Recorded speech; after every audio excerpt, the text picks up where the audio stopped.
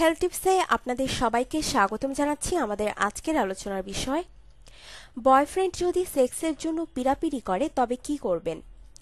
একথা সত্য যে বিয়ের আগে যৌন সম্পর্কের বিষয়টি আমাদের সমাজে মোটেও ভালো কিছু হিসাবে পরিচিত নয়। তবে বর্তমানে বিয়ের আগে যৌন সম্পর্কের বিষয়টি হচ্ছে আর অহরহ। অপেক্ষা না করে খুব কম বয়সেই বর্তমান ছেলেমেয়েরা যৌন সম্পর্কে জড়িয়ে যাচ্ছে।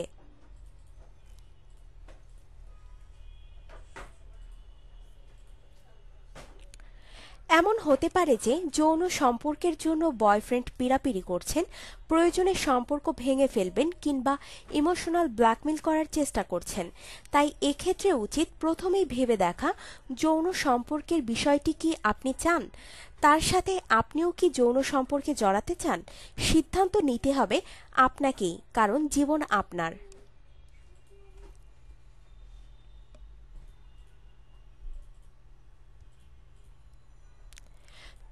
তবে সবসময় মনে রাখবেন, দীর্ঘমেয়াদী সুন্দর সুশৃঙ্খল সম্পর্ক রাখতে চাইলে বিয়ের আগে যৌনতা পরিহার করা ভালো। বিয়ের আগে এগুলো করতে আপনি হয়তো রাজি নন, কিন্তু প্রেমিক পীড়াপিড়ি করছে। এক্ষেত্রে আপনার করণীয় কি, চলুন দেখি।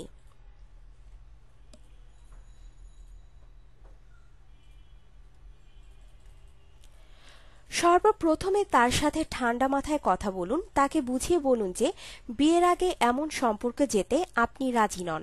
তিনি আপনাকে ভালোবেসে থাকলে অবশ্যই বিয়ে পর্যন্ত অপেক্ষা করবেন।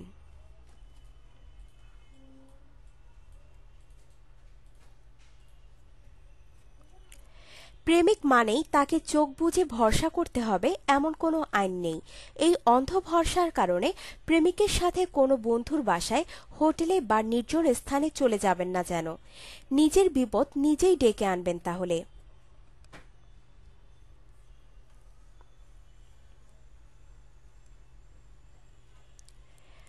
প্রেমিকের সাথে সর্বদা পাবলিক প্লেসে দেখা করুন। তিনি সম্পর্ক ভাঙার হুমকি দিলে আপনিও পাল্টা হুমকি দিন যে তিনি জোর করলে আপনিও আর যোগাযোগ রাখবেন না।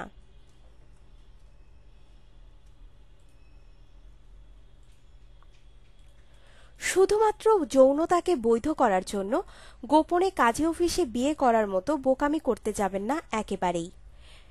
প্রেমিককে খুশি করতে নিজের ব্যক্তিগত ছবি দেওয়ার শর্তে রাজি হবেন না।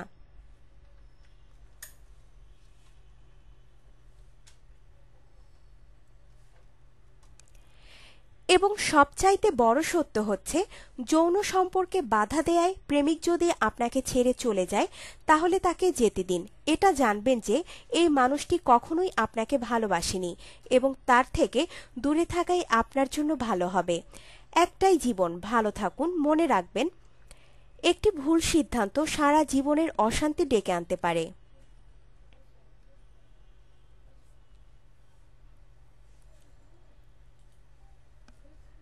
আমাদের টিপসগুলো আপনাদের জীবনকে যদি সুন্দর ও সুখময় করার জন্য কিঞ্চিত পরিমাণে কাজে আসে তবে দয়া করে আমাদের চ্যানেল সাবস্ক্রাইব, লাইক ও শেয়ার করবেন। ধন্যবাদ।